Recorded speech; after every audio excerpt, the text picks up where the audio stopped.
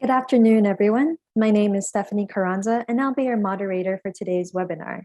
We would like to warmly welcome you all for attending the first webinar of the newly launched Protein, Proteomics, and Metabolomics facility with the theme, Expanding the Field of Omics Research in the Philippines, a glimpse into the world of protein, proteomics, and metabolomics.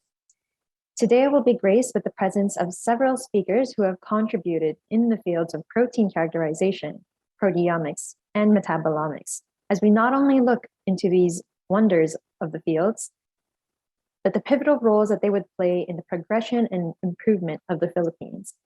Before we begin, please feel free to hold on to your questions until the end of all our speakers' presentations. You may also type your question into the Q&A tab, and our moderators will see to it that the question is addressed.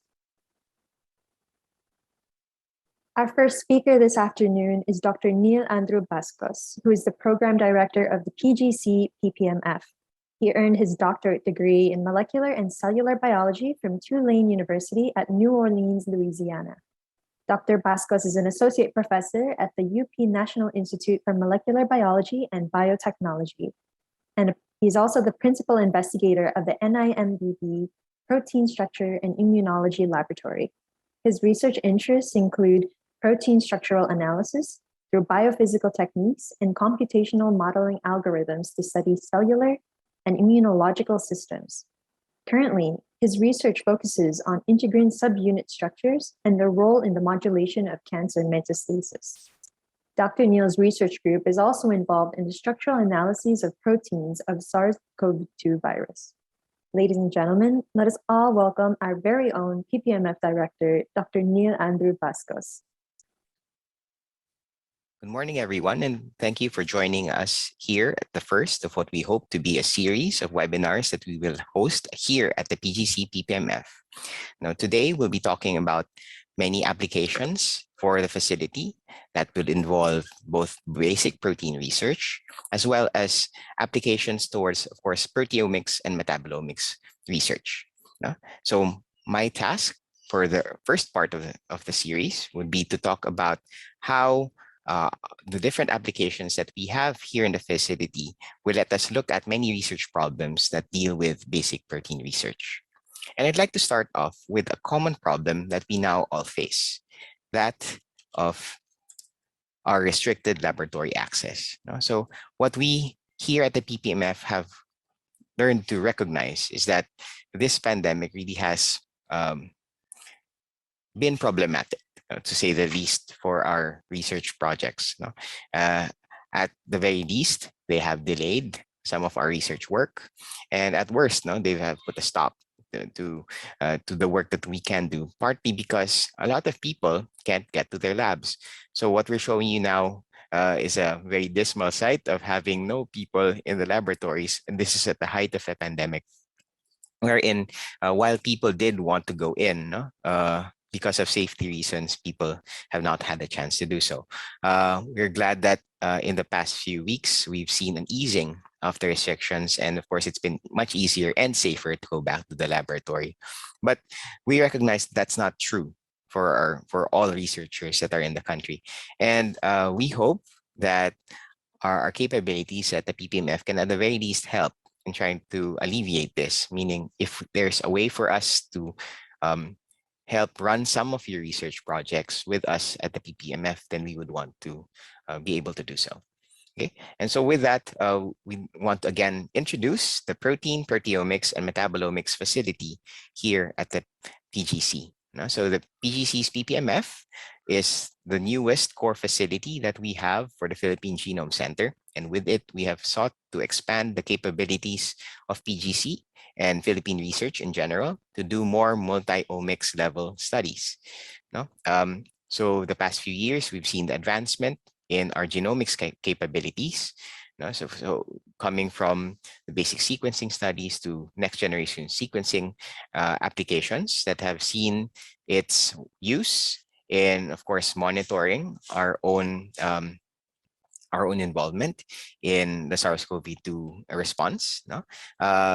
And also, with the expansion now, not just looking at the genetic level of a lot of the studies, the genomic level of a lot of the studies. We hope to bring that more to the multi-omics level, meaning we want to also see the phenotypic changes and the basis for a lot of the phenotypic characteristics of the different target subjects. I mean, so meaning we want to see both the proteome, which is the full protein content, the metabolome, which is the full metabolite content, and how those two, how those two may be important in providing the beneficial or diseased characteristics that may be present in a given target. But aside from that, we also want to emphasize that the PPMF is also equipped to handle basic protein research. And we recognize, of course, that a lot of our researchers would actually need this component, meaning we value the importance of basic research, basic protein characterization, and we know that it really holds a special place in the scheme of the development of applications of our research for relevant purposes.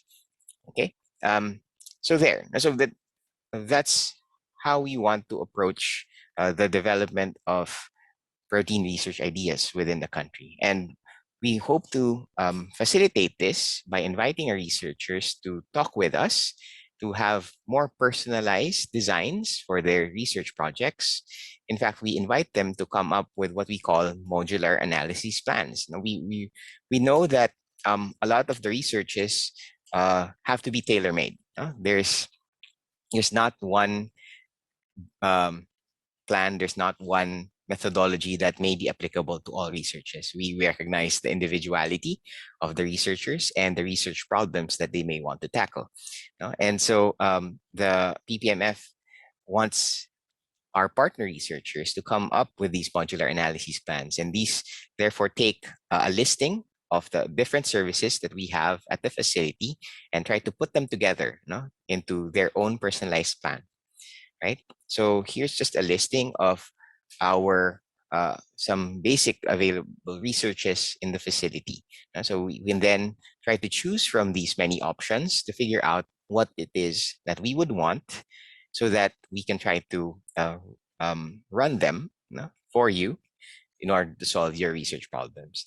But I think this also places a conundrum of sorts to our research partners, because of the wide availability of different applications. Often it's a good problem, right? But it's a problem still in which of the available equipment, which of the available services would you want to choose? It's quite akin to how children, when faced with many options for their Christmas gift, would really have a problem in choosing. Ano nga po ba yung gusto kong makuha? What would be the perfect choice? What would be the perfect Christmas gift for our kids, right? So I think a lot of us recognize this problem. It's not often that there would be one perfect choice where you know that this is the one. This is what I want to do. This is the type of question that I want to ask, and this is the specific technique that will help me solve it. If it is, and if we have it, then of course, by all means, we will try to help you. But I think a lot of us share the problem on having, well, wanting to do many things, right? There is not one perfect choice for some of us. In fact, we would want to do many types of techniques. There are many questions that we would want to answer. And then I guess it just depends on what phase of the research project we were trying to work on at this particular time. So and yes, we know that that's something that occurs, and that's where the planning of the modular analysis plan comes in. So depending on the stage at which the research is currently, then we can try to design the appropriate technology to be used to solve the problem at this particular time. So what would be important would be figure out what is it that we want. So while there may be many things, we may be able to at least organize them so that at a specific stage in the research plan, we can get a specific answer using using the appropriate technologies. No? So there. So we can look at the menu and decide at particular stages what it is that we can apply. You know, as an example, I'd like to apply the design of a modular analysis plan to something that may be interesting to some of the researchers out there, and that would be drug design. So in designing drugs, we often want to figure out what the function of the prospective drug would be. No? And if that is known, then and we're trying to apply it to a given target, then of course it would also be important to figure out where the drug would be stable, where would it be active. No? Um, as as another aspect that needs to be studied. Now, once we know it is safe and what we know that it is functional and it can be stable in a given environment, often we would want to expand our knowledge on the particular drug and see if it has actually some indirect effects. No? So in this study of indirect effects, we might be able to figure out if there are any side effects that can happen from the administration of the given drug. Now, this has both positive and negative connotations. No, when we say side effects, often we think of, oh, maybe there's problematic things that can happen, and that's true. We need to be able to figure that out to know that when we try to administer a given drug, we would at least know what to expect. No, and if there's anything bad to be expected, then we can make appropriate action to help prevent them. Alternatively, some of the side effects may actually be positive, meaning there may be some extra benefits that we may draw from some drugs. And this is actually the basis for a lot of studies as well nowadays, in which we will try to repurpose. We try to repurpose some drugs because the nice thing about previously studied drugs is, of course, the safety studies have already been conducted, and at least that part, that has been passed. And so if we find that it has extra benefits, then potentially those can be tested as well. And that's a good thing, I guess. And what this highlights really is that, of course, in the design of any project, it is very crucial to have a very good literature review. And that's what we hope to encourage as well to our potential clients and partners. Let's do a good literature review, and with our discussions with you, we hope that with a good definition of what it is that you would exactly want to study, knowing what has been done and has worked for similar types of systems, then we can actually help you design a way to provide an efficient methodology, an efficient modular analysis plan that will help answer your research problem. Okay, so given that specific type of plan, I would want to be able to divide the individual services that we have in the facility into three main groups. So in the application to drug design, we may choose to segregate the different services into these groups.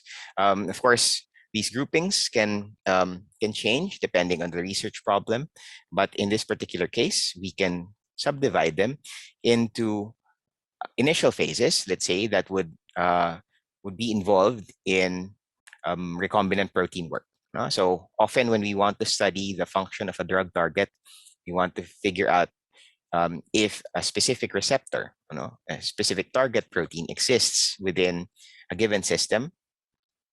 And the common way, or the documented way in which these types of things are often studied, would be in the production of recombinant proteins, meaning if we can isolate or make some of our proteins individually, then we can then try to study them in good detail. So what happens often here is that if we know the gene of a given receptor protein, we can introduce it to some expression system like bacteria, yeast, or animal cell cultures, and then we can grow and make these proteins a lot of them, so that we can then try to study their characteristics. And several techniques in the PPMF allow us to purify those expressed proteins. So we're looking here at the first tier, wherein we have several applications that will prepare your samples for protein purification and its eventual analysis. After this, right, we can then proceed to the stability measurements, and then the further functional effects. But let's expand on this first. So let's say we were going with recombinant protein technology. Often we would want to express the proteins in a given system, and afterwards we would want to purify. The purification, we normally recommend the use of lower temperatures. This depends on the type of system you're talking about. If it's going to actually be better for the stability of the protein, but often we would want to process our proteins, especially during the purification stages, at lower temperatures, so that the proteases that may be present are less active, and so we would be able to get more of the protein that we want to study. Of course, we can always employ protease inhibitors, but it helps to have several layers of protection for our intended targets, so that there will be better material for the eventual analyses.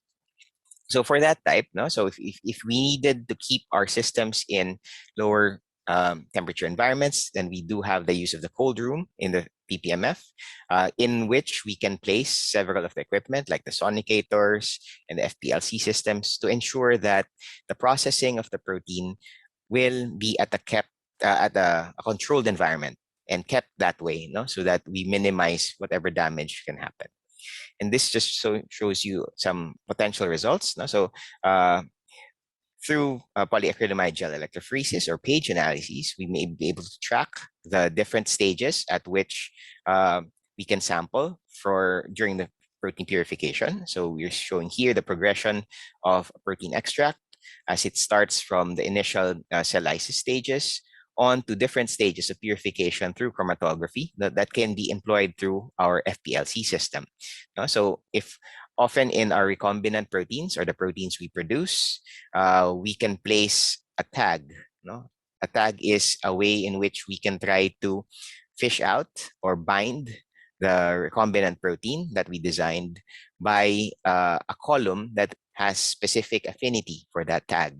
So for example, if our protein has what we call a his tag, it has a string of histidines at the end, we can bind this to his tag specific columns. So the columns therefore are able to bind those types of proteins specifically, and therefore from a mixture of proteins of different types, we may be able to fish out or bind only the ones that have his tags, and therefore purify it from the complex mixture. So as we see here, the original cell lysate may have many proteins that are present, but upon binding to the his tag and its eventual elution from the column, we are only getting a purified system, a purified protein from that set. The purified protein can then be checked further to figure out if it is actually accurate that the design protein was the one that was purified, and therefore we can bind it with several things that may be able to detect specific targets. So for example, if our protein has a his tag, we might choose to do a Western blot that utilizes antibodies that are specific for the his tag. So here showing you an example of a Western blot that we may do and detect with our detection systems in the PPMF.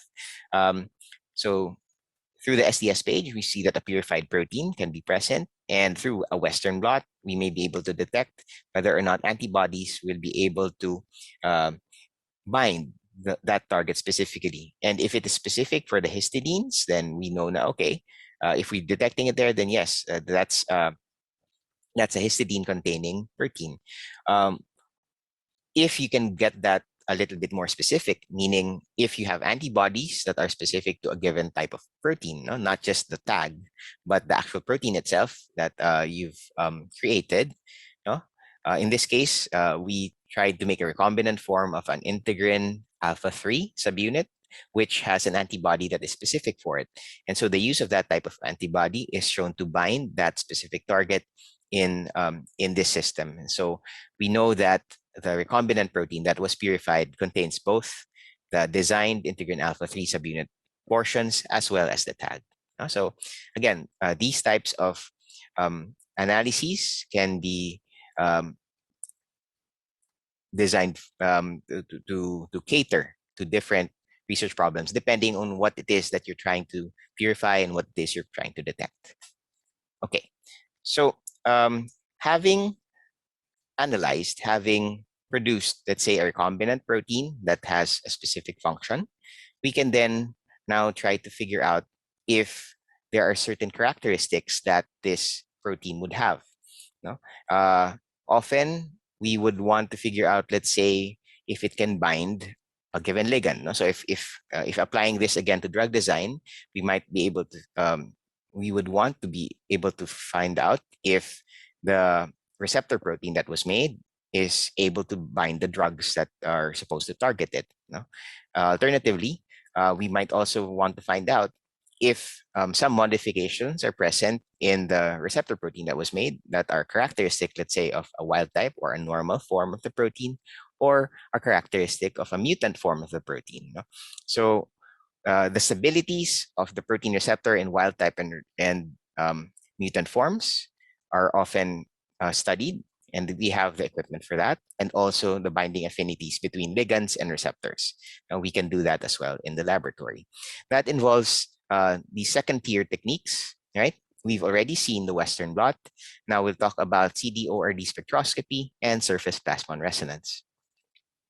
So CDORD spectroscopy is a specific type of spectroscopic techniques that are dependent on the characteristic sensitivity of different secondary structure elements in a protein to circularly polarized light. So another way of saying this is that different components in a protein have different absorbances for circularly polarized light. I'm showing here on the top left a model that of ubiquitin. So this is a molecular structure of ubiquitin, and we see that it has two types of secondary structures, actually three, sorry. You have the helical forms shown in red, the yellow, the sheet-like forms shown in yellow, and where it is white is the absence of both alpha and beta sheet-like structures, which are in what we call the extended or the random coil forms. No?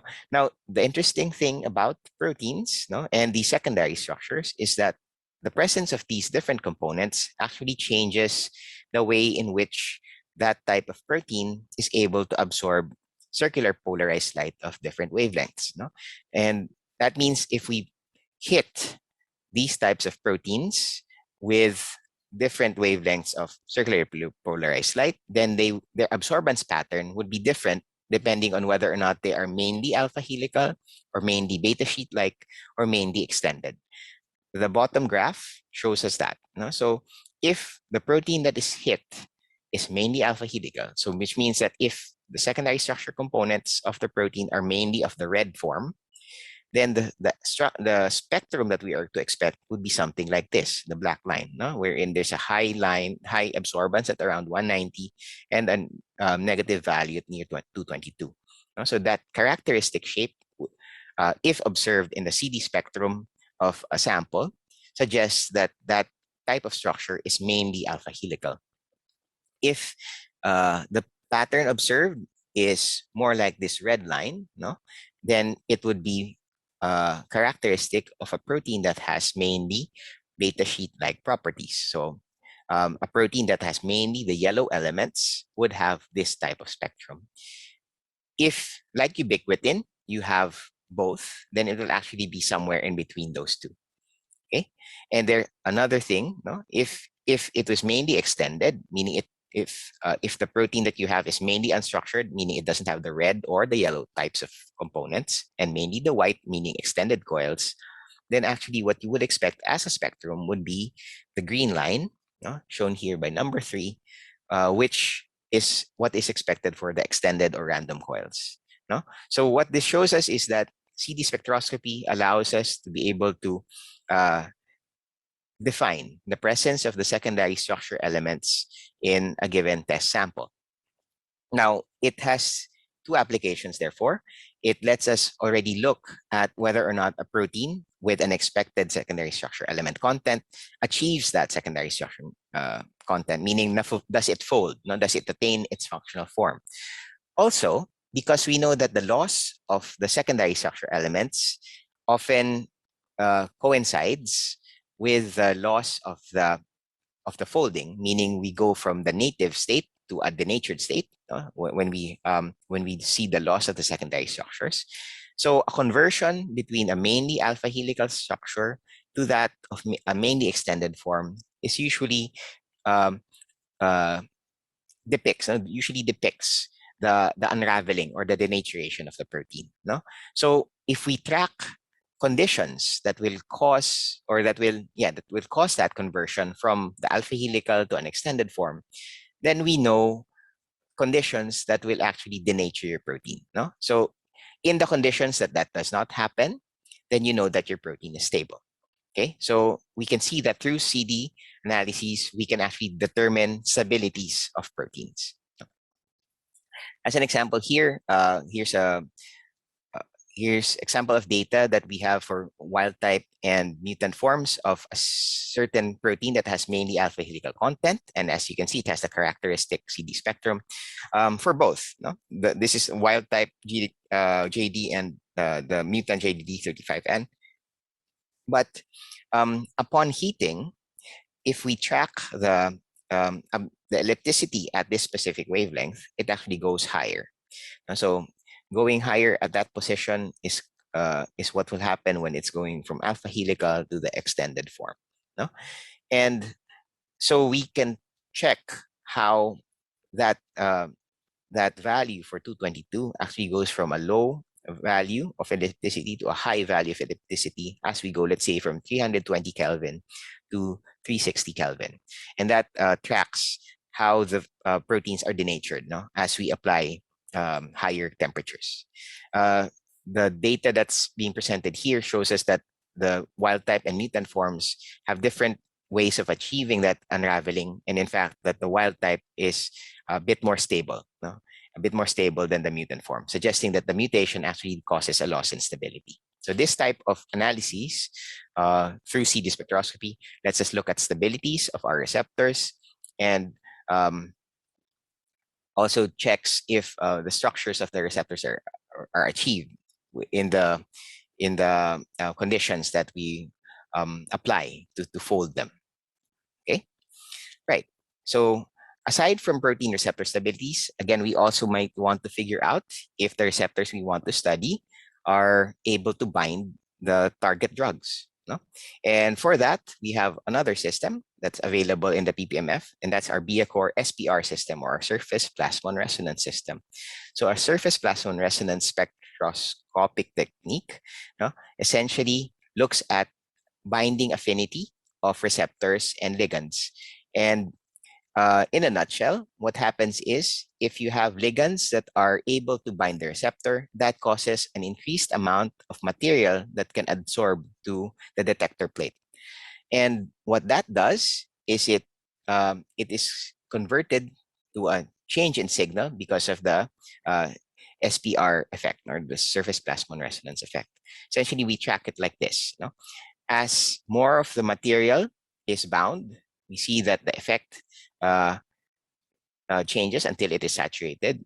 And then we can then change the conditions to see if we can track the loss of the ligand binding as well. No? And the patterns that we see here, no, on how fast it is that the ligand binds and how slow or fast it is that it unbinds would be characteristic of the binding affinity of a specific ligand for a given receptor. And so if we compare this for different ligand types, we might be able to see which of the ligands are better binders to a given receptor, and may potentially therefore translate to functional effects of these specific ligands as drugs for that particular type of receptor. Okay. Of course, if we want to talk in more detail, we can talk about this further if you ask questions later. Now, aside from those, no, so we talked already about some basic applications that look at the function of a protein and the stabilities of the protein. Again, the next part would be the indirect effects, no, which often come with looking at the big picture, no, the big picture of what is being uh, what is the effect of the drug when it's administered to a patient or to a given target system. And that's for those big pictures, we find most effective really are our high resolution mass spectrometry system. No? As we said previously, it's the highest resolution system that is available in the country, and it now allows us to do biomarker discovery, to look at many different components that may be affected within a given system, even in minute amounts. So the high resolution that this system has allows us to look at very small changes that may be happening within the target systems, and that can then be related to effects in terms of maybe those are the biomarkers that are linked, let's say, to diseased and healthy states, right? Or maybe it's about different markers that can tell us that certain agricultural uh, resources that we have, no, may have specific traits that are or that make them unique, no, and really valuable to some local industries. No? So really, there's a lot of applications for the high resolution mass spectrometry systems, especially in the proteomic and metabolomic researches.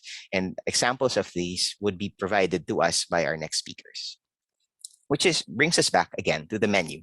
No? So again, what we invite you, no, our audience, to become would be both clients and partner researchers of the PGC PPMF. And we have a full menu of services that are uh, available for us to be run. No? And what we hope to be able to design with you would be ways in which the available technologies that are present at the PPMF, no, um, will be looked at so that we can find, and help you design a modular analysis plan that would be appropriate and efficient for your research needs. So we really want to be able to help you with this, and we look forward to hearing from you what your novel research questions would be. And I hope that we will all be able to help the country, with our relevant researches. Thank you very much, and we hope to hear from you soon. Good morning. Thank you, Dr. Neil, for that thoughtful and informative presentation. As Dr. Neil has expounded for us, the PPMF has a variety of services to offer. Should you require any services while labs are difficult to access, feel free to forward your inquiries with our staff. In addition, if you have any questions for our speaker, we ask that you take note and you hold on to them until the end of all presentations. Our next speaker is Dr. Edil Luna, who earned her bachelor's degree in biology and her doctorate degree in medicine from the University of Santo Tomas. Subsequently, she fulfilled her internal medicine residency and medical oncology fellowship training at the National Kidney and Transplant Institute.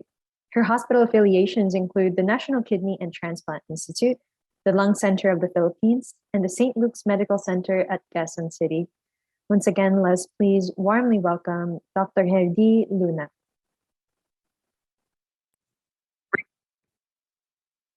Good afternoon. Thank you very much to the organizers of this talk, particularly the Proteomics Metabolomics Facility and the Philippine Genome Center, for the kind invitation to allow me to share the proteomics clinical applications. Proteomics has become an important field in molecular sciences. It provides important information on the identity, expression levels, and modification of proteins.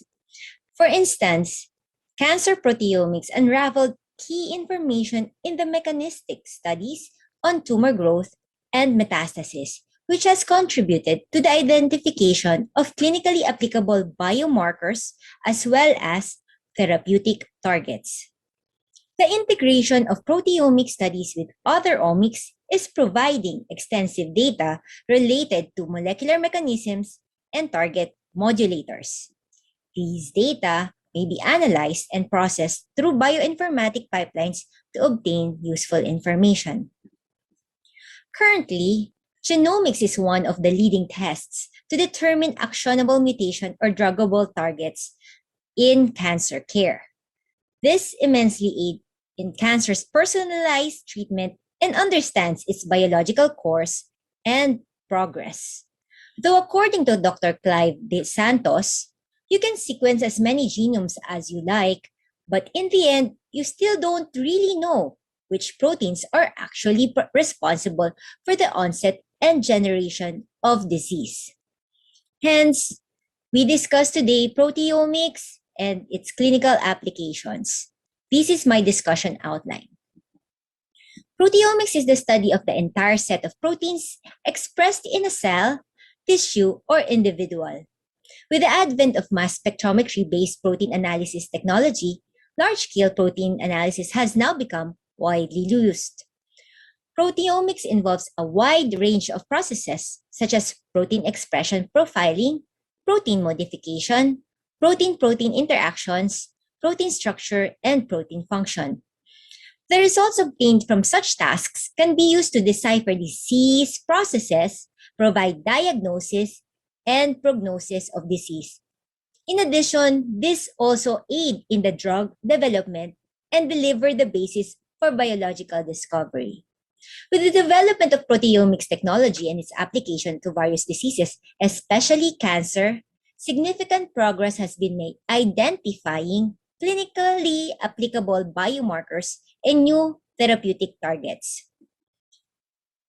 The proteomics approach has become popular in cancer studies.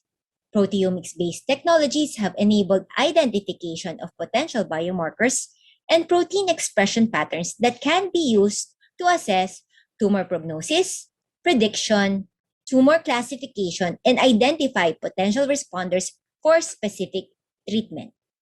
This information can be obtained from different types of samples and be used to develop cancer treatment. In addition, in order to understand the basic biology of cancer, proteomics techniques have been utilized to understand how the signaling pathways in tumor cells are altered, improving our understanding of how to target various pathways for cancer therapy. As a result, cancer proteome databases have been created and massive datasets have been collected and integrated with cancer molecular biology data as well as clinical information. Analytical platforms for proteomics have been developed to identify the entire set of proteins in organisms and to uncover qualitative and quantitative protein variations upon diverse environmental changes. Generally, a proteomic analysis consists of the following: protein extraction, protease digestion, peptide fractionation, and LC-MS analysis. This is the workflow of the proteomics investigation. Proteomics exhibit many proteins by peptide preparation, analysis using mass spectrometry, and interpretation of peptide data through existing databases.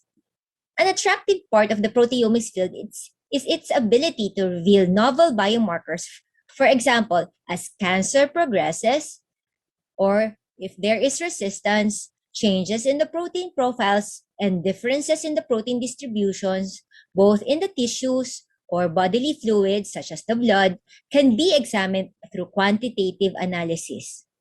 Proteomics enable the simultaneous qualitative and quantitative profiling of numerous proteins.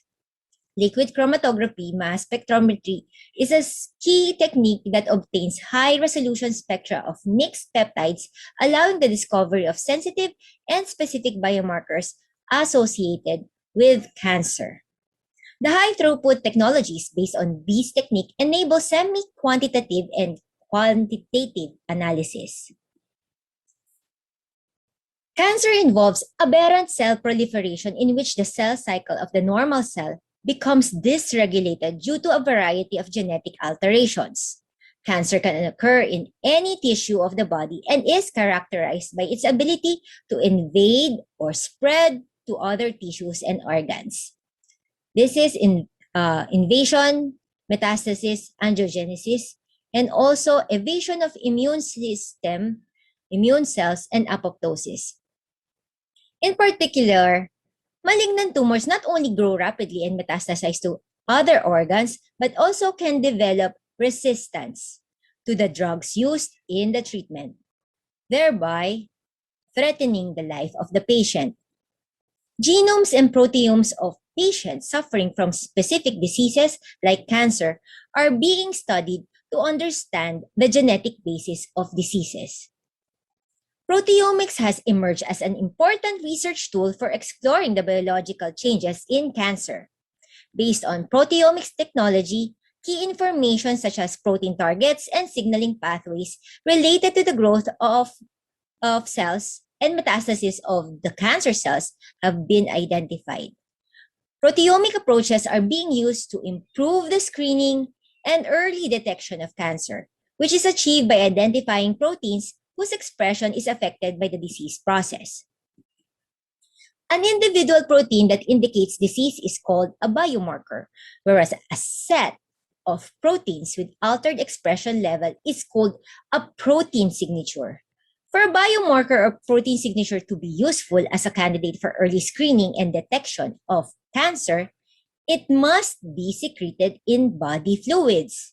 For example, sweat, blood, or urine. So it must be secreted in body fluids such that large-scale screenings can be performed in a non-invasive fashion. The current problem with this biomarker for easy and early detection of cancer is the high rate of false negative results. A false negative is an incorrect test result that should have been positive. In other words, many cases of cancer go undetected, which makes biomarkers unreliable. Some examples of the protein biomarkers used in cancer detection are CA125 for ovarian cancer and PSA for prostate cancer. Protein signatures may be more reliable than biomarkers to detect cancer cells. The questions that can be answered by biomarkers in cancer research and medicine, biomarkers are used in primarily three ways. Diagnostic. This answers what type of cancer is it. So this helps to diagnose condition as in the case of identifying early stage cancers. Prognostic. To forecast how aggressive a condition is, as in the case of determining a patient's ability to fare in the absence of treatment.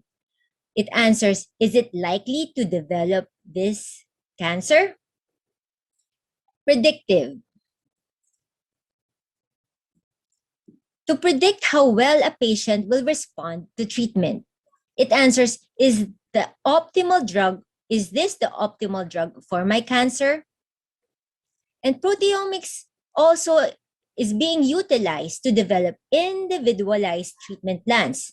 This involves prediction of whether or not an individual will respond to specific drugs and the side effects that may happen to the individual, in which pharmacodynamics will play a role. So you'll see here, it answers the question, what's the optimal dose for my body? In addition, proteomics can be used to predict the possibility of disease recurrence. It answers the question, when will the cancer return, or will the cancer return? As a fundamental role of cancer therapeutics is inhibition of aberrant cell growth, proteomics-based approaches can play a decisive role in discovering specific biomarkers for cancer growth. This table shows a summary of the biomarkers that have been identified in various cancers using proteomics. Recently, isobaric labeling tandem mass tagging, or TMT, proteomics has been used to study hepatitis B virus-related hepatocellular carcinoma using patient samples with liver tumors and adjacent healthy tissue.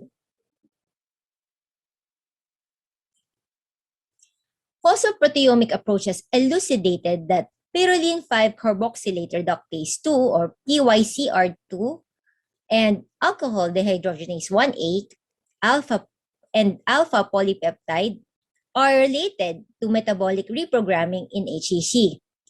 Phosphorylation of aldolase fructose bisphosphate A, ALDOA, promotes glycolysis and proliferation in the catenin beta-1 mutated hepatocellular carcinoma cells.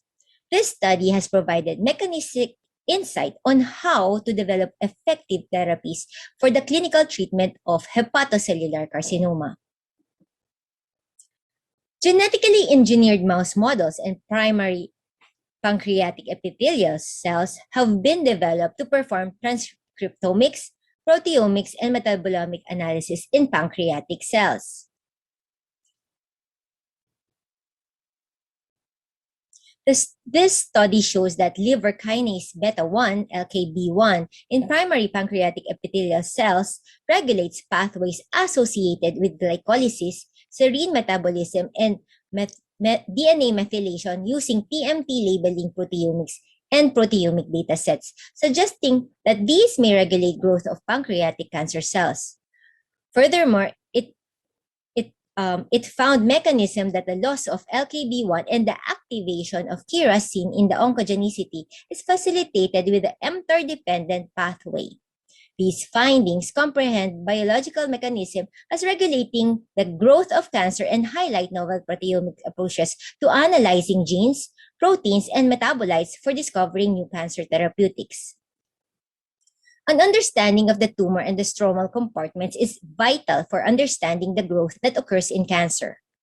In tumor tissues, cancer cells interact with the microenvironment, including the cancer-associated fibroblasts or the CAF. Through proteomics approach, a major metabolic modulator of CAF has been identified. Using a label-free proteomic workflow, the differences in the protein expression between tumor and the stromal compartment were elucidated and confirmed that NNMT expression was increased in omental metastasis of patients. The expression of NNMT in the stroma regulates histone methylation and subsequent transcriptional changes. These are critical for the CAF phenotype, enhancing migration and proliferation in ovarian cancer. In support of these findings, it was also shown that inhibiting NNMT expression in CAFs suppressed tumor growth in vivo experiments, demonstrating the advantages that proteomics can be used to determine the disease phenotypes. These studies, by identifying proteins and pathways related to cancer growth and its environment, provide not only the potential to develop effective therapies, but also bioinformatic resources to aid basic research. The diversity of different cancers and metastases that occur during cancer progression are severe obstacles for the successful development of treatment. In particular, metastasis is the most common characteristic of malignant cancers. However, the precise mechanism by which the metastatic cascades occur is not clearly defined. Recently, several proteomic studies have been performed in an attempt to uncover the cause of increased metastasis seen in cancer. In one such study, using several omics like transcriptomics, proteomics, and phosphoproteomics to examine a patient-derived xenograft mouse model, TMT labeling analysis revealed that an increase in the stress hormone during breast cancer progression was found to cause an increase in the activity of the glucocorticoid receptor at metastatic regions, ultimately reducing the survival rate. Furthermore, it was found that the increased GR activity was implicated in the activation of multiple processes in metastasis and the elevation in the expression of the levels of the kinase ROR1, both of which correlated with reduced survival. In support of these findings, the depletion of ROR1 reduced metastatic growth and extended the survival rate in preclinical models. Ignito et al. Detected increased expression of BAC, a pro-metastatic transcription factor, using a multi-omics analysis in the transcriptome and proteome. In lung adenocarcinoma, the loss of KEAP and subsequent nuclear receptor erythroid factor 2 related factor 2 NRF2 activation induced metastasis through the accumulation of BAC, and this process was related to a reduction in the survival rate of patients with lung cancer in a heme oxygenase 1 dependent manner. NRF2 was shown to suppress the FBXO22 mediated degradation of BAC in a heme oxygenase 1 dependent manner, suggesting that inhibition of heme oxygenase 1 could be an effective therapeutic strategy for preventing lung cancer metastasis. Such an integrated approach with TMT proteomics analysis defines the role of target molecules in cancer metastasis, providing valid information for diagnosis, prognosis, and therapies.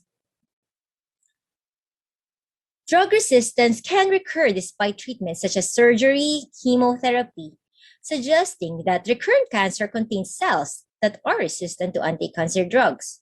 The proteomics approach can be employed to identify the characteristics of drug-resistant cancer cells and discover targets that can overcome drug resistance that develops during anti-cancer treatment. Several reports have shown that cells that survive treatment with anti-cancer agents in cancers such as breast, pancreatic, and lung cancers exhibit specific protein expression and molecular mechanisms correlated with poor survival of patients.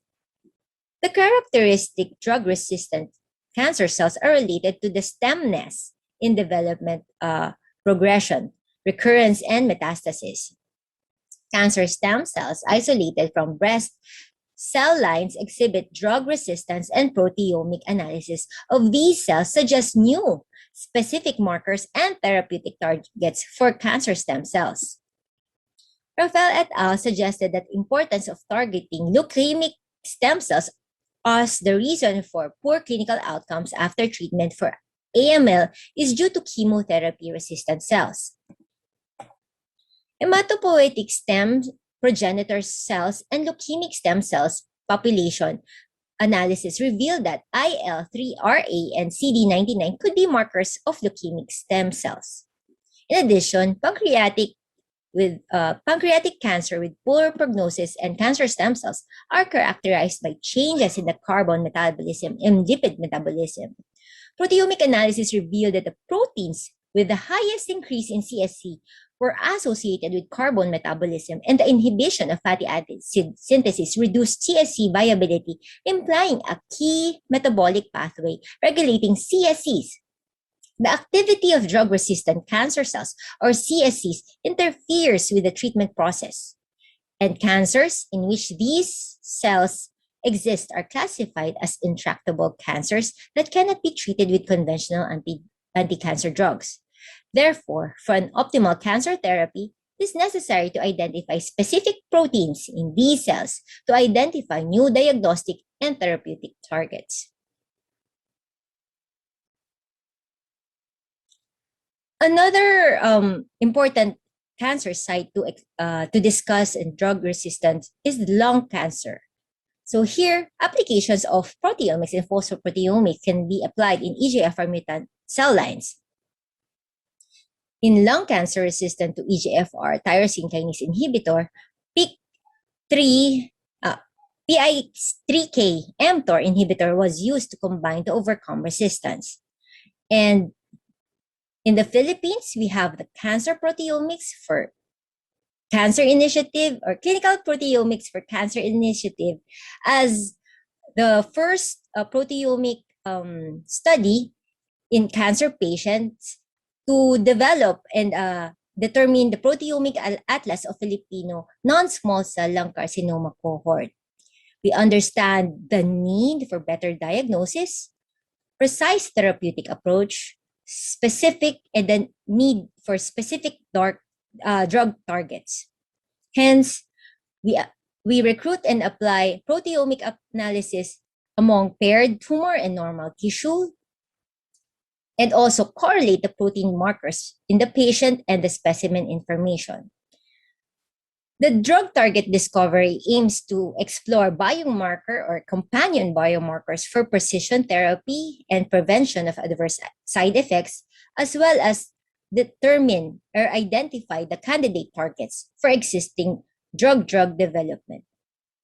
Here's the Clinical Proteomics for Cancer Initiative program with a clinical team based in Lung Center of the Philippines, East Avenue Medical Center, Rizal Medical Center, JRRMMC, and National Kidney Institute.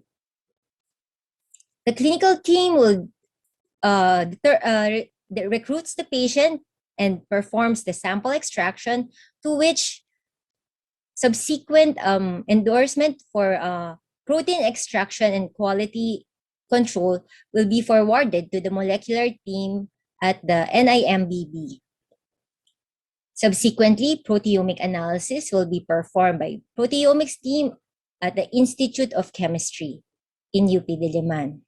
A short list of potential biomarkers, potential drug targets, putative pathways in lung cancer will be done, followed by confirmation of the potential biomarker expression and functional characterization, and in the end, the correlation of the patient data, histologic and molecular analysis, as well as sample data with proteomic profile obtained will be performed. In addition, immunotherapy and drug resistance were also a great interest nowadays, and we'd like to take a deeper look into immunotherapy and how it is used, how it is used, how it responds, and how it improves patient therapeutic course. So this table organizes the biomarkers and the features found using proteomics approach to immunotherapy. So unlike chemotherapy and other anti-cancer drugs that directly target the cancer cells, immunotherapy activates the immune cells to induce attacks on cancer cells, to eliminate them and control the tumor microenvironment to enhance anti-cancer therapeutic effect. To monitor cancer therapy and prognosis using immunotherapy, it is necessary to utilize appropriate biomarkers. Protein profiling of cancer patients receiving immunotherapy indicates a response to immunotherapy and survival, suggesting the potential of proteomics, its approaches, and to discover prognostic biomarkers. In addition, it can be applied to the treatment of cancer patients by providing molecular information on factors causing resistance to immunotherapy. These studies suggest that proteomics analysis can be commonly used for cancer patient biomarkers and can help enhance the immunotherapy response. These are my key takeaway messages.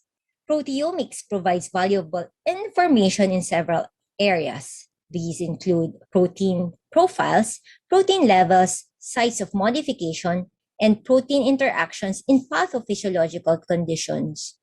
Because of this, cancer proteomics identified clinically applicable novel biomarkers and therapeutic targets. The proteomics approach in cancer research has investigated molecular mechanisms and provided key information on cancer growth, metastasis, drug resistance, and therapy. Thank you very much for your kind attention. Thank you very much, Dr. Luna, for that meticulous discussion on the importance of clinical proteomics, biomarker expression, and its role in finding therapeutic solutions to metastatic cancer. And for our last speaker, we would like to introduce Dr. Walter Lavinia, who is an associate professor at the University of the Philippines, Los Baños. He graduated from UPLB with a bachelor's degree in biology and a master's degree in microbiology. He received his PhD degree from the Department of Biotechnology at Osaka University, where he specialized in yeast genetics. Before coming back to UPLB, he was a researcher at Osaka University, focusing on the application of metabolomics in the metabolic engineering of microorganisms, such as E. coli, yeast, and cyanobacteria. Currently, he is involved in several research activities on microbial and food metabolomics in collaboration with the Laboratory of Bioresource Engineering at Osaka University. He is also a member of the UPLB Natural Products Development Program that aims to establish the Bioresource Research Center for Inter- and Transdisciplinary Research Development and Extension Programs in UPLB. Let us heartily welcome Dr. Walter Lavinia.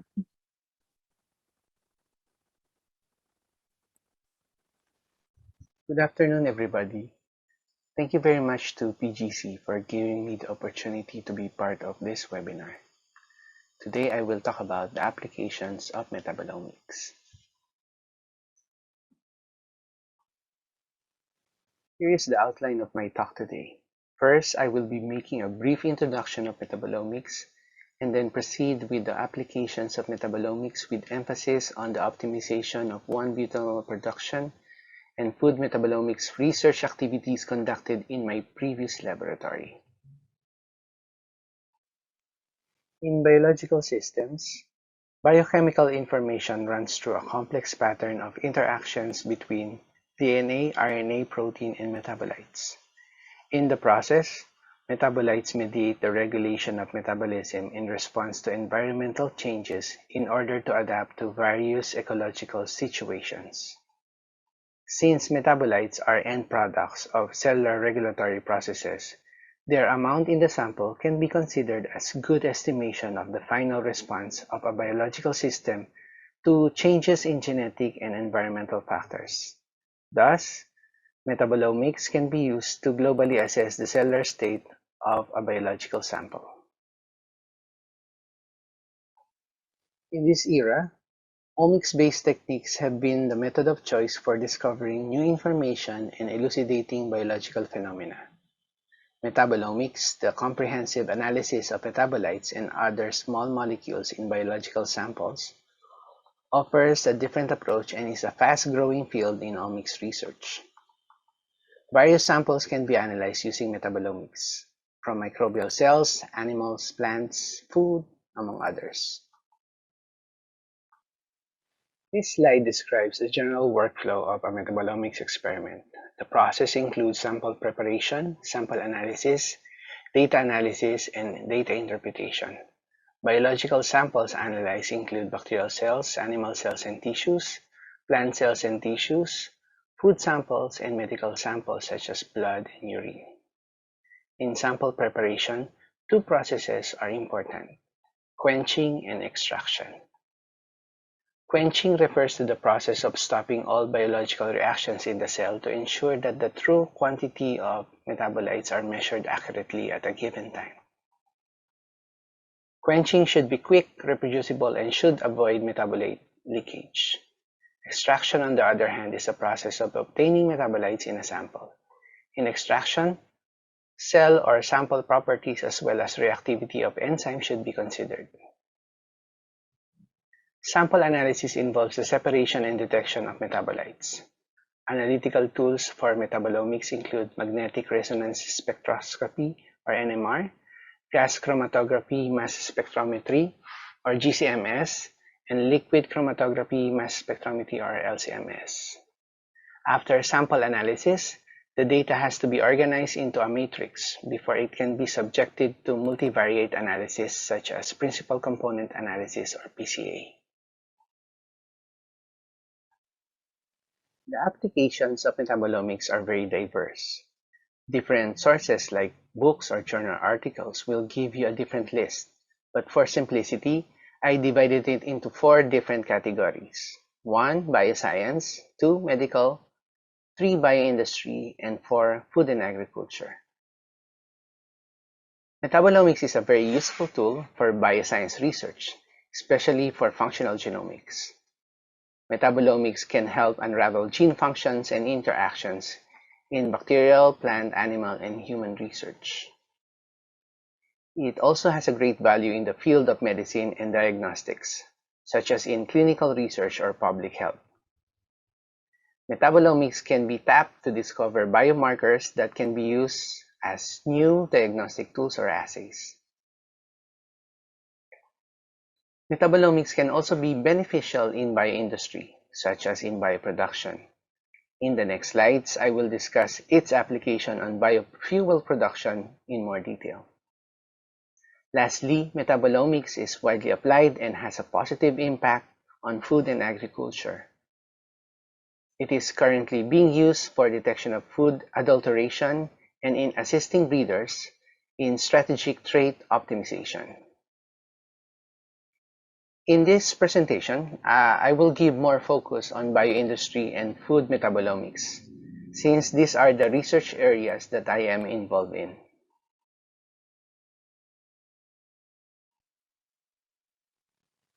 Metabolic profiling technique can be used in different applications using various samples.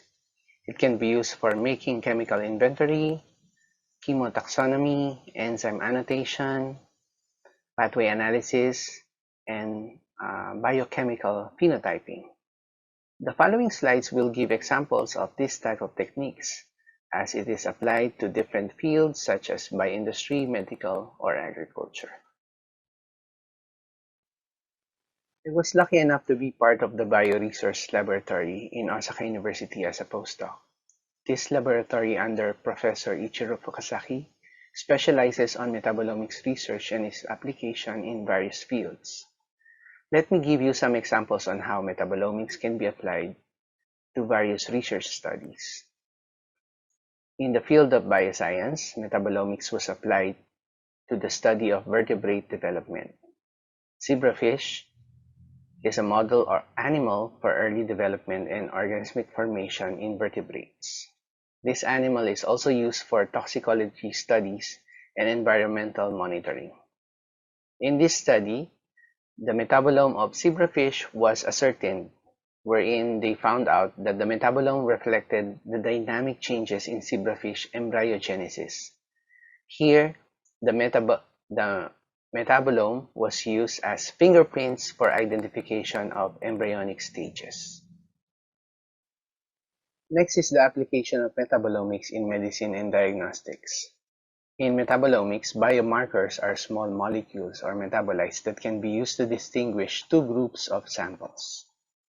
Metabolomics, whether it is associated with drug discovery or studying the outcome of treatment, can be used to study the effects of drugs on metabolism in the cells and tissues. Fingerprinting analysis using a non-targeted approach is used to discover markers which can be applied to personalized medicine. It can also provide information that could improve the efficacy and reduce the side effects of the drug. The table here shows some of the metabolite markers established for different human diseases. One of the most important applications of metabolomics in human diseases is in oncobiology. Since tumor cells have high multiplication, transcription, and translation rates, they have higher energy demands and therefore have special metabolic requirements compared to normal cells.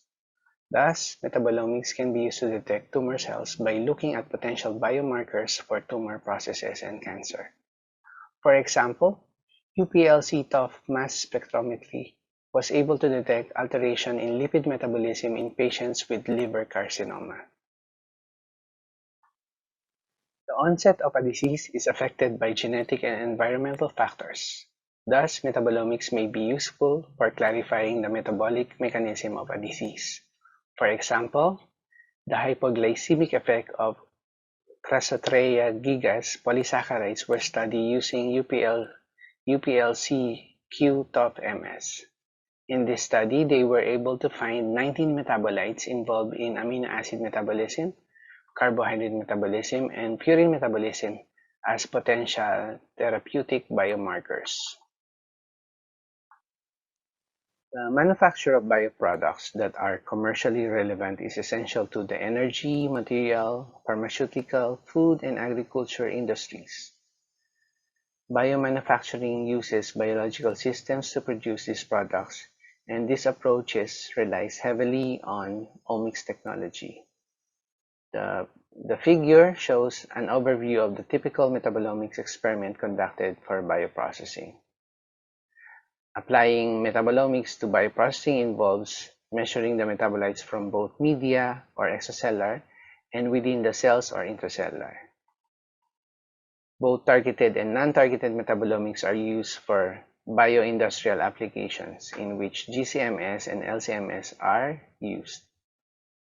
The peaks are annotated and interpreted using multivariate analysis, after which around 300 to 450 cellular biochemicals and 200 to 400 media biochemicals are identified. Let's take biofuel production as an example. To lessen climate change, countries of the world have set objectives to attain a low-carbon society that will eventually lead to carbon neutrality. The idea of a low-carbon society revolves around the fact that people do not emit large quantities of carbon dioxide and other greenhouse gases into the atmosphere. Biofuel is considered as an important alternative to petroleum fuel. Biofuel is produced through biological processes, so it can be a factor to help achieve a sustainable society. Among the different biofuels, 1-butanol is one of the most attractive products. In one of our projects before in Osaka University, we have analyzed a previously constructed 1-butanol producing E. coli strain. 1-butanol pathway from Clostridium was introduced in E. coli. The native mixed acid fermentation reactions were deleted so that under anaerobic conditions, growth is coupled with 1-butanol production. Although 1-butanol pathway was successfully engineered in E. coli, the titer was still low for mass production and commercialization even though the pathway is optimized, and all obvious competing pathways have been deleted.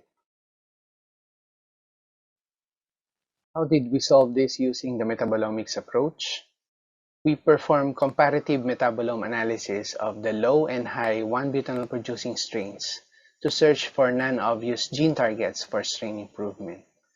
The only difference between the two strains is the PTA deletion, which created an acetyl-CoA driving force for channeling 1-butanol production. Although there was a major decrease in acetate, the increase in 1-butanol was not optimal. Therefore, the increased carbon flux was not fully used. Multivariate analysis of the metabolome data using PCA revealed a clear separation of the two strains. Metabolites that contributed to the separation of the two strains included pyruvate, glutamate, and CoA intermediates. Specifically, pyruvate and butanoate accumulated, and it was puzzling why the increased acetyl-CoA was not used for 1-butanol production efficiently. Here, metabolomics data found several things.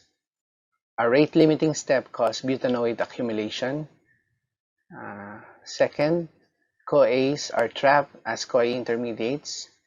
And third, a shortage of CoAs caused pyruvate accumulation. All of these observations were not obvious without metabolomics analysis.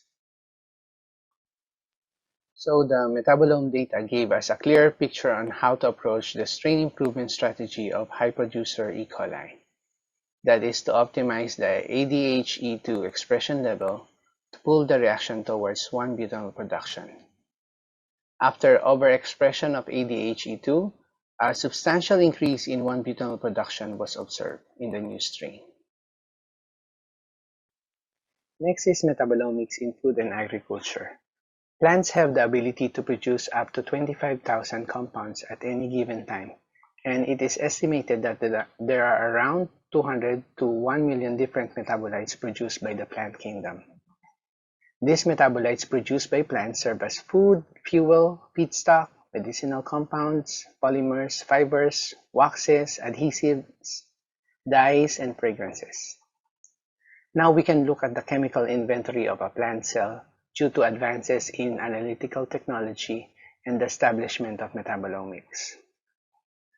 Metabolomics has a major role in the determination of substantial equivalence of GM crops. In food safety, substantial equivalence means that The safety of new food such as GM crops can be assessed by comparing it with a traditional food that has proven safe in normal use over time. Here, the metabolomes of the GM crops are monitored and compared to the natural variation of metabolomes of their wild-type counterparts. This is because changes in the gene may result in unexpected changes in metabolism and metabolite levels, even if the modified gene is not directly involved in metabolic processes. For example, introduction of sodium-pumping ATPase in rice resulted in changes in the metabolome compared to control plants. Also, metabolomic studies on transgenic crops revealed that traditional breeding or growth in different environments may produce more genetic variation in plants as compared to some transgenic manipulations. Second, metabolomics analysis can provide a biochemical readout of the genetic blueprint of the organism. This can be used to classify samples phylogenetically. Metabolomics has been used to survey the phytochemical diversity among herbs used in traditional medicine so that standards for quality control can be established. Third, post-harvest quality of fruit and vegetables determines consumer acceptability and producer profitability. To the consumer, appearance, good flavor, and low cost are important, while reduction of production loss from farm to table is important to the producer. The quality of fruit and vegetables after harvest can be maintained by controlling their storage conditions. Here, metabolomics can be used to know the biochemical basis of these traits and identify which steps can be manipulated. For example, determining the identity of altered metabolites after post-harvest treatment can give an idea on which genetic strategy to pursue. Also, analysis of volatile compounds is being used to detect disease during storage of onions, mangoes, and apples. Metabolomics can also distinguish which compounds contribute to flavor of fruit and vegetables and use them to tag in terms of quality when correlated with sensory analysis. Metabolomics can be used for real-time monitoring of changes in the metabolome due to abiotic and biotic stress. From this, metabolite markers can be isolated for specific stresses.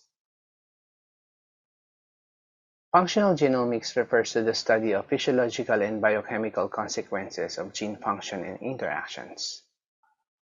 Metabolomics is useful in this field as metabolome is a more direct representation of changes in gene expression, since it's closer to the phenotype.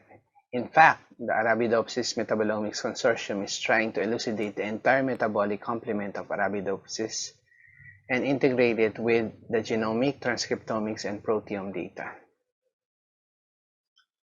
Quantitative trait loci, or QTLs, contain genes for quantitative traits that are traditionally measured using phenotypes such as seed mass, plant height, etc.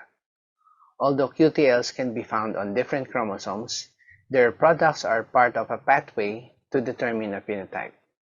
Thus, metabolomics can be useful for linking phenotypes to QTL. Specific regions of the genome that co-localize with changes in metabolite levels can be classified as metabolite QTLs or MQTLs. Let us shift our focus on how metabolomics approach can be used for food products. Metabolome analysis is employed in several applications in food, such as component analysis, quality improvement, assessment of authenticity, diet monitoring, among others. Agricultural samples such as tropical fruits, coffee, and chocolate, food samples such as soy sauce, tempeh, kimchi, and aquaculture such as shrimp and prawn have been studied extensively using metabolomics. There are 4 basic steps in metabolic profiling of food samples. First is the sample preparation. Second is the acquisition of food quality data by sensory evaluation. Third is the acquisition of components data by instrumental analysis such as GCMS or LCMS. Last is the analysis of relationship between the function and components using multivariate analysis. Coffee is one of the most popular beverages in the world and is a hot export commodity. Therefore, quality assessment, authenticity, post-harvest condition, as well as geographical origin and optimized production process are important parameters when assessing good quality coffee from poor ones. Incidentally, the same parameters can be applied to cocoa production. Luwak coffee comes from the coffee bean that has been eaten by an Asian palm civet or luwak. It is acclaimed as one of the world's most expensive coffee due to its rarity and unique flavor. It undergoes an exotic process, and only around 300 grams to 1 ton are harvested per season. Thus, it is 10 to 100 times more expensive than regular coffee. It is an important export commodity of Indonesia. However, a practical method for authentication is lacking. Therefore, there is a need to develop a rapid and robust method for authenticity assessment of luwak coffee. A GCMS-based metabolic profiling approach was performed for comparative metabolomics of luwak coffee and regular coffee. The strategy involves sampling for regular coffee and authentic luwak coffee beans, metabolic profiling using GCMS, and multivariate analysis. The results are summarized by the score plot and loading plot using orthogonal partial least square discriminant analysis, or OPLS.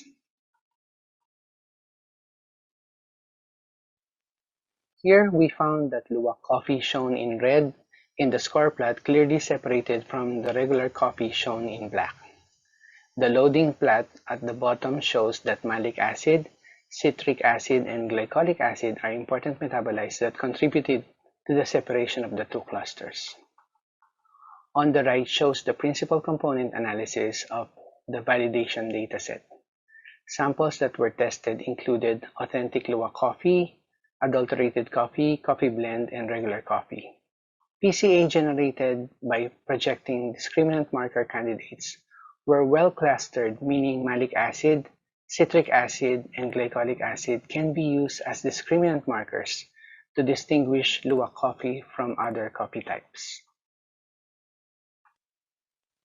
Sake is a Japanese traditional beverage produced from fermentation of rice by Aspergillus oryzae and Saccharomyces cerevisiae. Using non-targeted GCMS analysis, low molecular weight volatile and non-volatile compounds were determined and correlated with different sake attributes. In this study, 12 different sake attributes such as sweet aroma, sulfury odor, sour taste, umami, and bitter taste were successfully explained using component analysis or component profiles.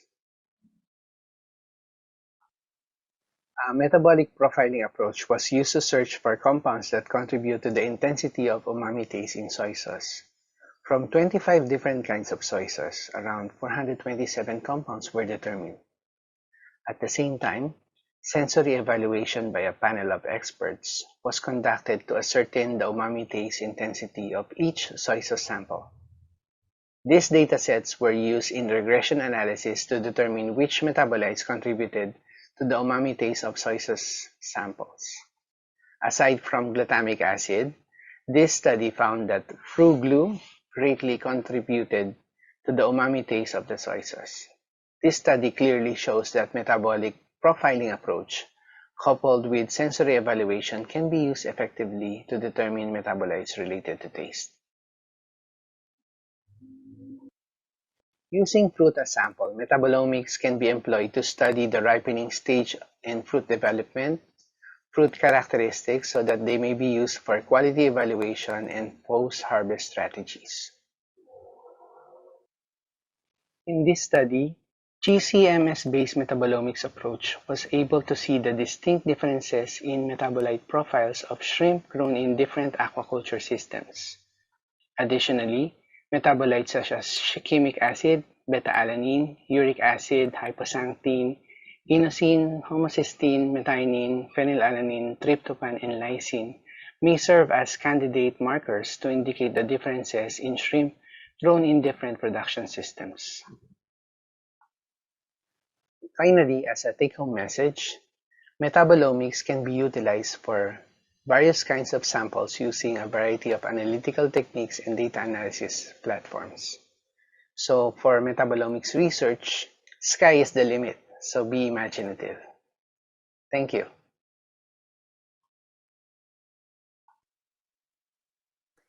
Thank you, Dr. Lavinia, for elaborating on metabolomics and for sharing some of your experience with its use in natural products. I thought that was a great way to wrap up our set of speakers. And with all the applications we've learned with metabolomic research, indeed, the sky is the limit. Moving right along, we'd like to open the floor for the question and answer portion of this webinar. You may type your questions into the Q&A tab of the Zoom chat box. For now, we'd like to invite Dr. Bascos, Dr. Luna, and Dr. Lavinia to join us in the live question and answer session for today's webinar. Good afternoon, everyone. Thank you for coming to the webinar. Yes, good afternoon po, Dr. Bascos, Dr. Luna, Dr. Walter. Welcome po. Good afternoon. Hi, good afternoon. Hi, Sir Walter. Hi, Sir Ma'am Yurdi. Hi, Sir Nia, Sir Walter. So first off, po, we'd like to recall one of the questions of Mr. Patrick Babante addressed to Dr. Bascos.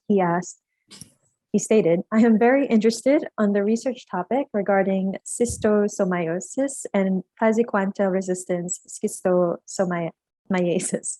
My idea was to create a biomarker research or a repurposing drug research. How could the PPMF help me soon, Doc, on creating this kind of research?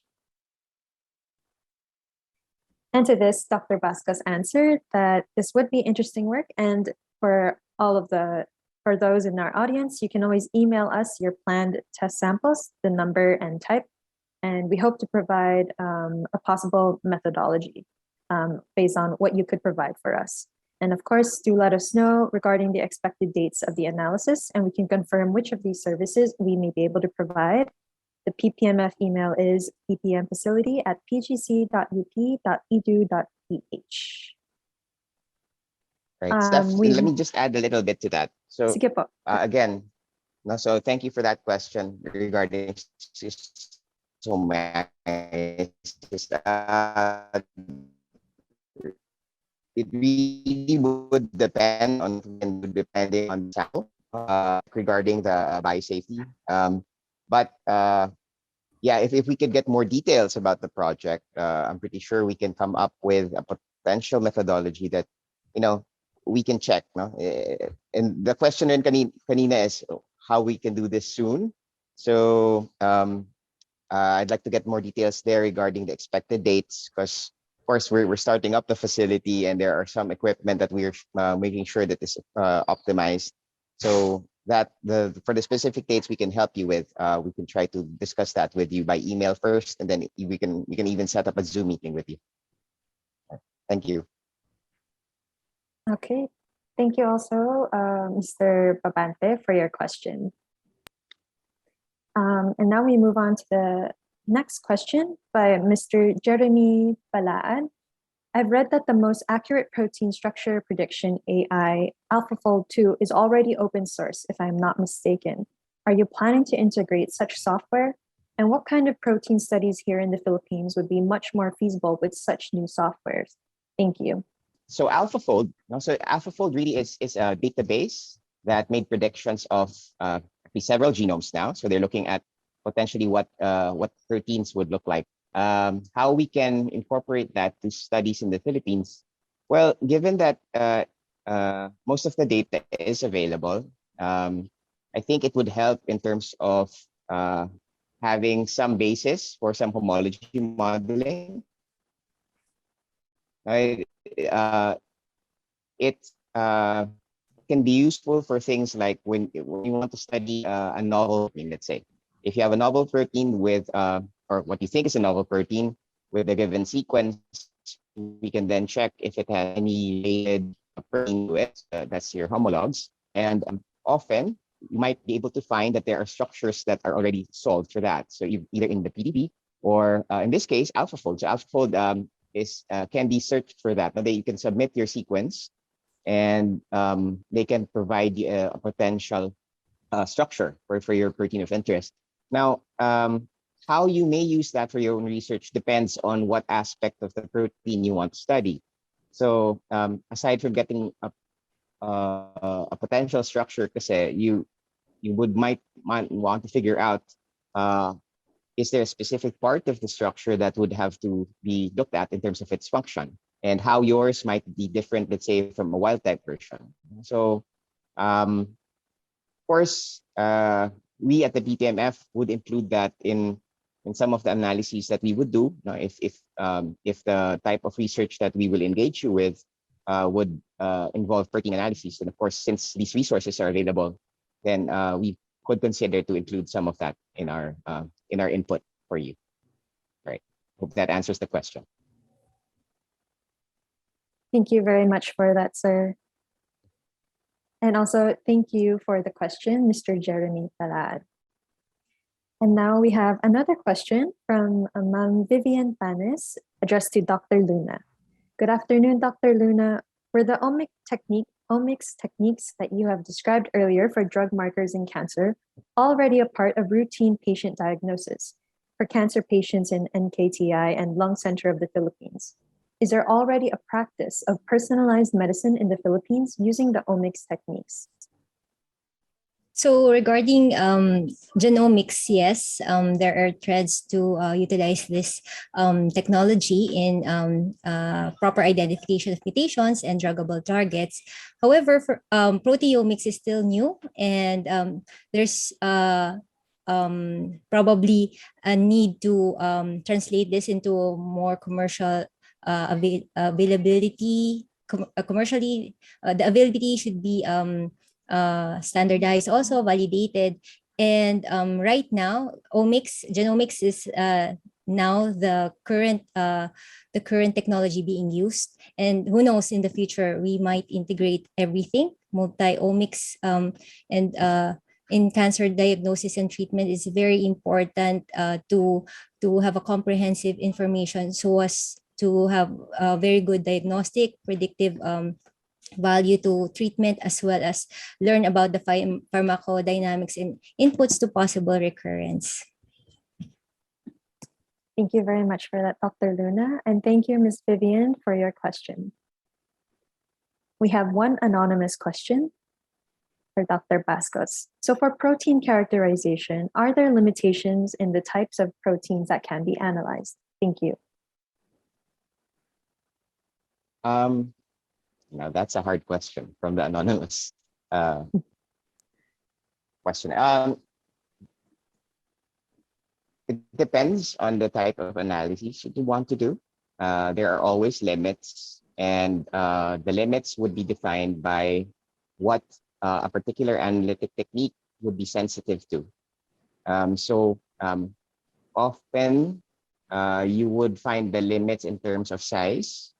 So for example, with NMR technology, let's say, if you want to look at structural analyses, I'd say around, I think a 400 amino acid protein would be hard to easily solve by NMR.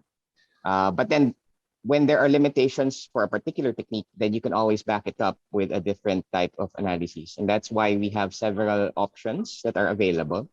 And that's what we try to sort of put together in the analysis plan. Because there are specific sensitivities for different techniques, and that gives you one picture, or at least one aspect of the characterization. So if you have several of them, then you get more of a sense of the actual characteristics of the protein.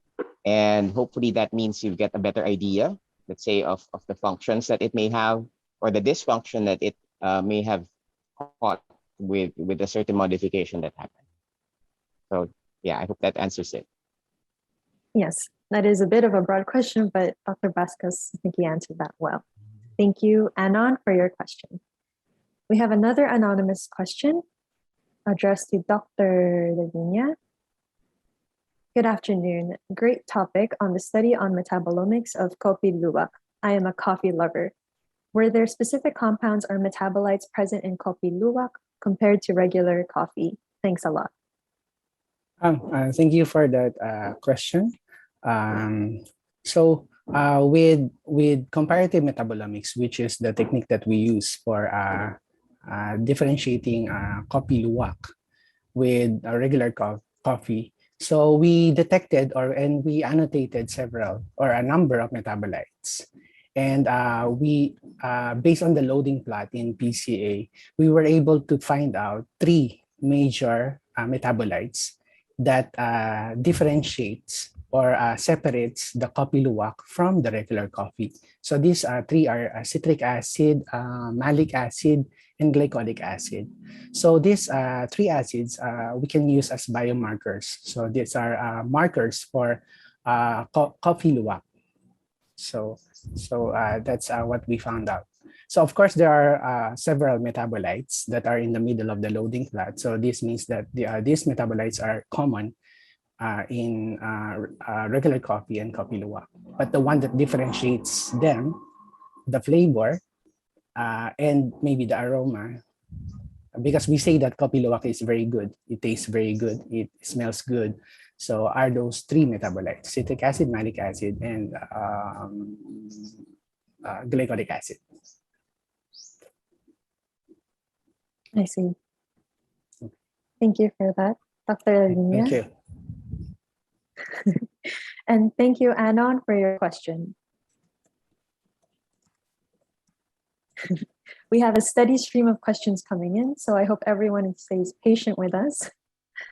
Let's move on to the next question, addressed to Dr. Luna. So good afternoon. I just want to clarify regarding on the discussion of Dr. Luna. What would be the alternatives if the detected cancer cells are resistant to certain treatments? All right. So the current commercially available test to check for cancer resistance to the treatment would be the next generation sequencing, which analyzes genomics. And in other commercially available tests, they have the technology and flow cytometry to check for resistance or effectivity of chemotherapeutic or natural substances among cancer cells. Okay. Quick and to the point. Thank you very much, Dr. Luna, for that. And thank you, Mr. Kyle Panugalan. Apologies. Thank you very much. And next is a question from Mr. Jeffrey P. Romero. Hello, Doc Walter. With regards to metabolomics application to agriculture, are there any researches or ongoing studies that subjects upland rice in metabolite profiling for its authenticity?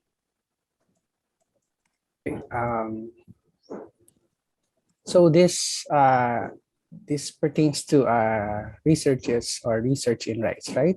So I think IRI, International Rice Research Institute, which is housed in UPLB, they're conducting several research, and that includes metabolomics as part. So I'm not sure if they're conducting I think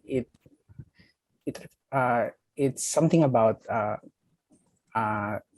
drought resistance or stress resistance genes. So not really sure with that. But in Japan, they're very active in rice research using metabolomics because, as we all know, Japan prides itself in the quality of rice that they're making. So there are a number of research conducted in Japan, in Gifu, in Kyoto. I think there's one in Kobe, specializing on rice metabolomics. So hopefully the Philippines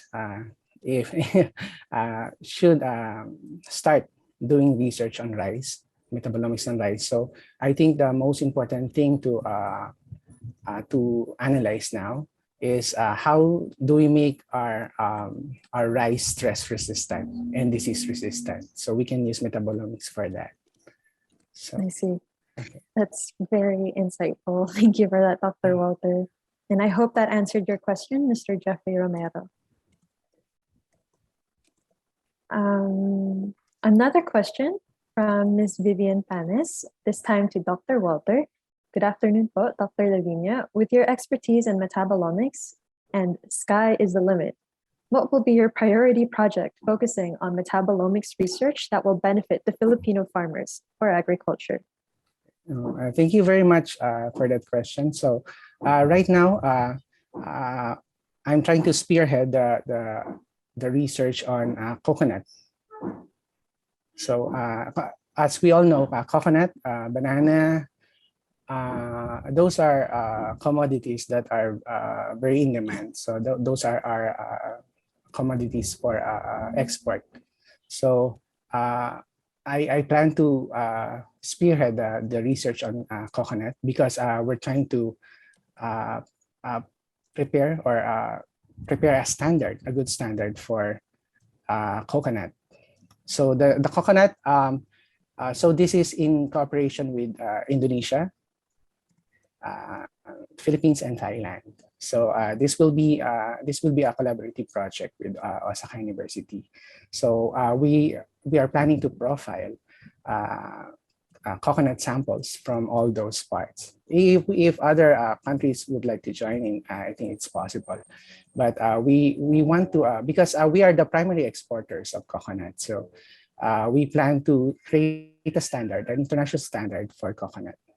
So that we can evaluate coconuts more scientifically in the future. So another one is in coffee. So I think the coffee that we export nowadays, I think Kaping Batangas, right? So because what we studied before was Kopi Luwak from Indonesia, Arabica, and Robusta. So we have Excelsia right here in the Philippines. So we want to integrate the data from that to the existing data in Osaka University and compare. So how can we optimize the production of Excelsia so that it can taste better compared to Robusta and Arabica? So those are the two. So there are a lot more products that we can use, or food samples that we can analyze using metabolomics. Pineapple, banana. So those are lanzones, rambutan. So as I've said, sky's the limit. So we have natural berries here that can serve as antioxidants. So those are also promising research avenues later. Okay, so thank you. Thank you for that, Dr. Lavinia. So it's the big C, it's coffee and coconuts. All right, so we actually have several more questions for you, Dr. Walter, but we're gonna let you take a small break, and we're going to address a question for Dr. Bascos. It says, an anonymous attendee of the webinar asks, good afternoon, thank you very much for the talks. I am currently a senior high school student interested in conducting proteomics research in the future. May I ask for advice on what could be my stepping stones in exploring the different omics techniques, as it is a diverse field? Okay. Thank you for that question, and thank you for your interest. Now, I think it's never too early to start being interested in the emerging technologies. I would want to point out, though, that as with most research projects, we really have to consider here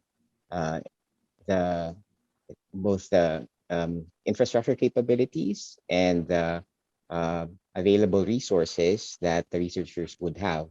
And so I think the best scenario as a high school student would be to be able to pair up with a laboratory that might already have an interest in doing some proteomic work.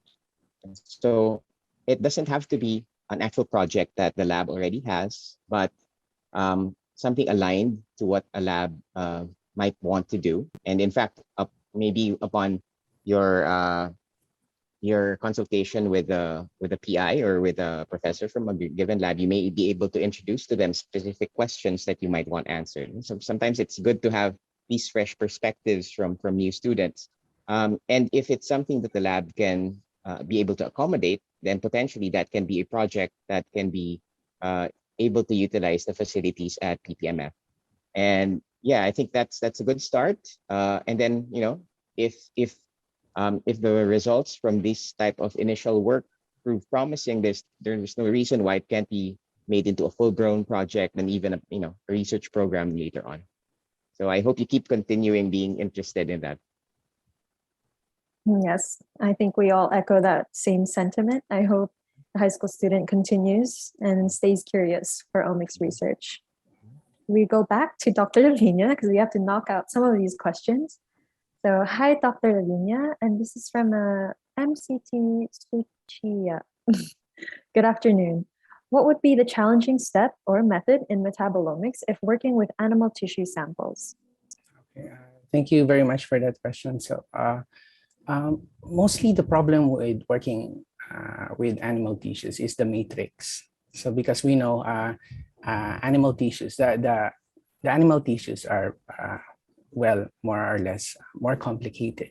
So the background noise when you do analysis is very high. So that's one problem. Another problem is the interpretation. So when we interpret the data, so we will be able to get a lot of metabolites. So we can annotate a lot, especially if we do on-target metabolomics analysis. But the problem is, where do they fit in? If you're studying a pathway, so where do they fit in? So mostly the problem is the interpretation. So you have data, you have these metabolites, so where do they fit in the scheme of things? When you're studying cancer, for example. So that's a very challenging part. So that's why we need the expertise of people like Dr. Luna, Dr. Pascos, to everybody has to contribute so that we can have a more decisive and conclusion regarding the problem at hand. So thank you. Okay, thank you for that, Dr. Walter. And just to give all our speakers a chance, we want to bounce back to Dr. Apologies. Stream of questions keep coming in. All right, for Dr. Bascos, once again, good afternoon, po. Thank you very much for the interesting and exciting talk. I would like to ask po if there are current research internship projects that students could join in the facility. Thank you. Currently, we are planning to have what is it? It's like an internship program. No? So we're trying to promote something sometime in the summer of next year. So we're hoping to engage some students for that. And yeah, once the details of this has been cleared up with PCHRD, then we will we'll be sending out invitations for all interested parties. So, yeah. Okay, thank you for that. I believe Dr. Luna is also typing away answering your questions in the Zoom chat box. Thank you very much, Dr. Luna, for that. I hope everyone is able to contact the PPM Gmail, as you can continue and send your questions directly to that email should you have any more. So we're gonna knock down a few more questions. One more for Dr. Walter Lavinia. So what are the limitations in terms of samples and targets that can be used and studied for metabolomic research? For example, will I be able to utilize both GCMS and LCMS if I were studying cancer cells? Thank you. Yes, so I think Dr. Vasquez described it very well in the beginning of the webinar. So what we need is like a modular analysis plan. So with every metabolomics experiment, even a proteomics experiment, I think the most important thing is the design of the experiment. So we need to determine our goal. So what do we want to detect? What do we want? What question do we want to answer?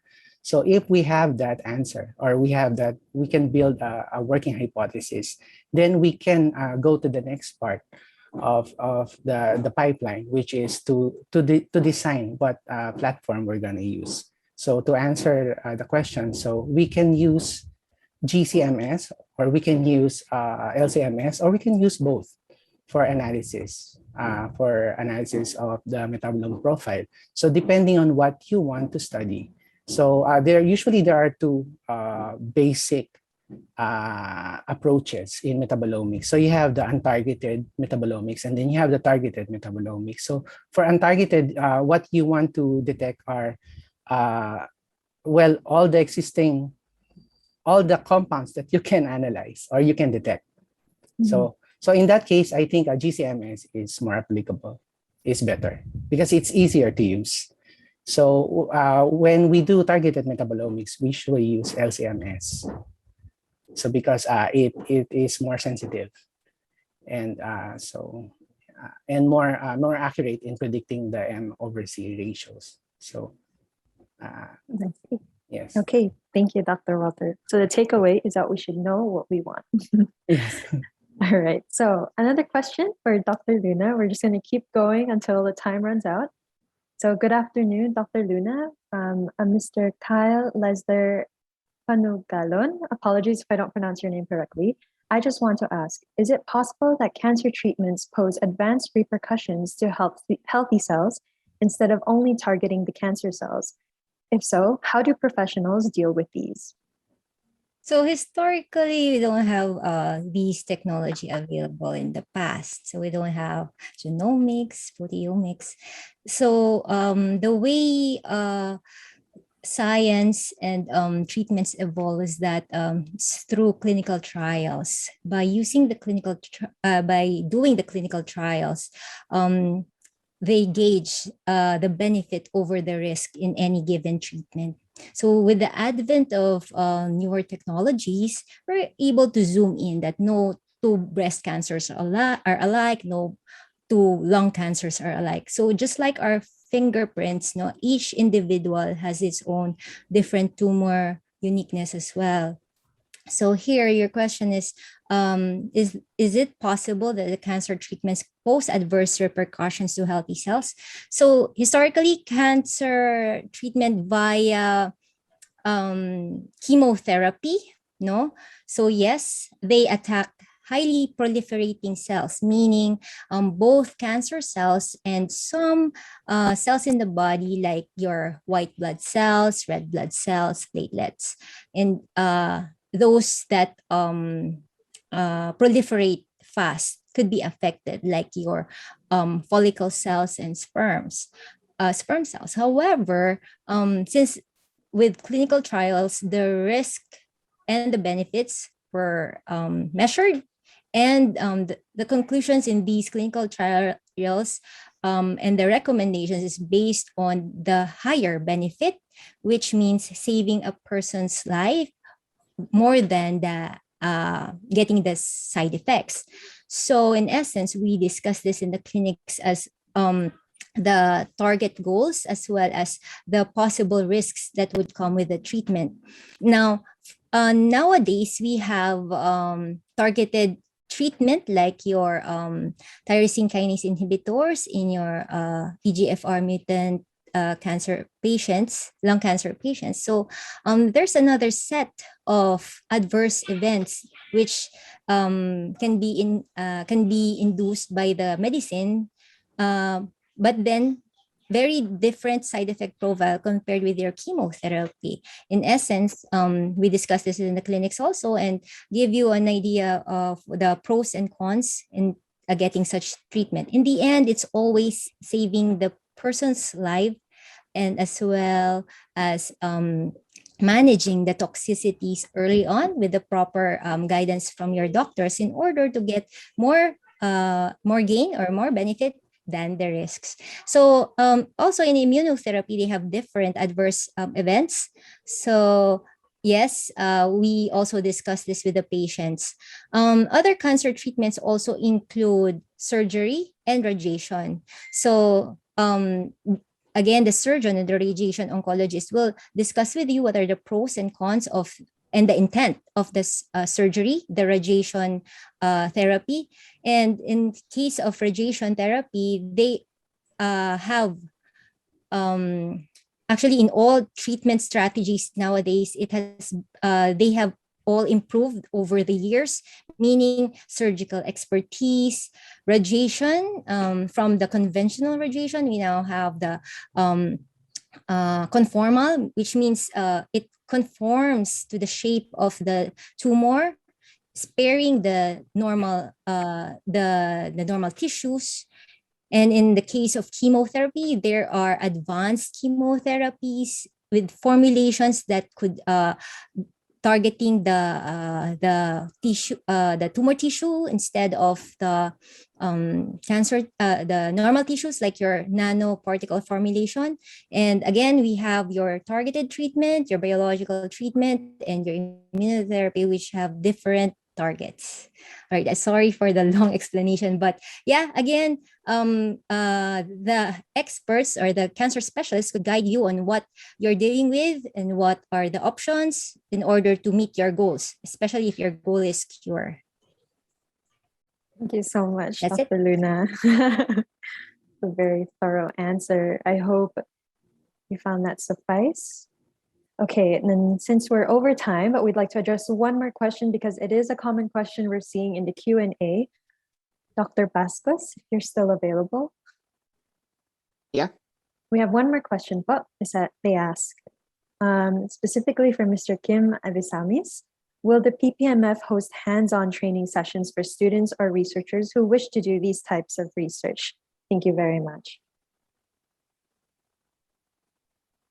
Yes, definitely that's the plan. In fact, this webinar utilize the facilities. So we plan to first, of course, have them online because that's really the safer route that we can do now. But when we get clearance for people access to the laboratories for hands-on training, then that's definitely something that we would want to include in the different activities that we will be having for the facility. So I do hope that there would be something to do with you guys soon. Sorry, Steph. I also have a question in the Q&A, and I just like to say very shortly because there was a question raised on the analysis of things that are not proteins per se. And I want to state, of course, I'll try to email them directly, but some of the techniques that we have, the equipment that we have, while we have been discussing how they're used for protein analyses, are actually also applicable to different types of biomolecules. So there are, for example, handedness of DNA or nucleic acids may probably be looked at in the CDORD system as well. So it really just depends on what you're trying to look at. We can try to design something for you if it's possible. So there. Thank you. Okay. Thank you for that, Dr. Bascos. It was a repeating question in our Q&A tab, so I hope everyone got the answer they needed. And I'd like to sincerely apologize to our other curious webinar attendees. However, we are going over time. We could have our speakers address your questions one by one, or you could email the PPMF email address and have your question sent there. And we'd gladly forward it to our speakers if necessary. With that, we thank you, professors, for your thoroughness and your patience in answering our questions today. And I'd like to thank the audience as well for taking such an active part in today's webinar. We'd now like to close the Q&A session. So should you have any other questions, please feel free to contact the PPMF email and we'll have that forwarded to our speakers. Again, Dr. Luna, Dr. Lavinia, Dr. Bascos, thank you very, very much. As our webinar comes to an end, we'd like to sincerely thank everyone. As our webinar comes to an end, we'd like to sincerely thank everyone for joining us today, more so our speakers for taking the time to impart their experience and knowledge with us. We'd also like to share with everyone that PGC will be hosting a 3-day Genomics and Bioinformatics Conference, the GXBCon 2021, Overcoming Challenges, Building Opportunities, scheduled to take place on December 7 to 9, 2021. For more information and updates, please visit facebook.com/phgenome. And with that, we would also like to notify that all pre-registered attendees that an evaluation form will be sent in the Zoom in chat box. Please take the time to answer the evaluation form in order to receive your certificate of participation. This form will be open until November 15, 2021, 6 p.m. We very much appreciate your feedback. And with that, I think I've said that 3 times. So on behalf of PPMF and its organizers, we'd like to thank you once again and remind you to please stay safe. We hope to see you in our future events.